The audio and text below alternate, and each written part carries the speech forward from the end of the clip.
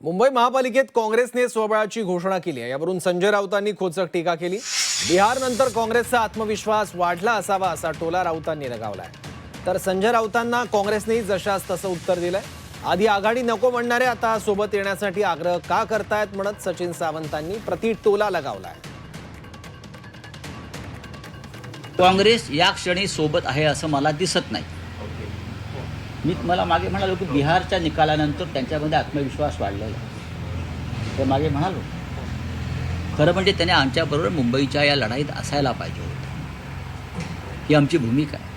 आम्ही त्यांच्या वरिष्ठांशी बोललो, पण त्यांनी ती बाब स्थानिक पातळीवर सोडलेली आहे। नेहमीप्रमाणे ही बाब त्यांनी स्थानिक पातळीवर सोडलेली आहे आणि स्थानिक पातळीवरील नेत्यांना आमचं आव्हान कायम असेल की तुम्ही वेगळी चूल मांडून भारतीय जनता पक्षाला मदत होईल अशा प्रकारच्या भूमिका कोणी या मुंबईच्या लढाईमध्ये घेऊ नये।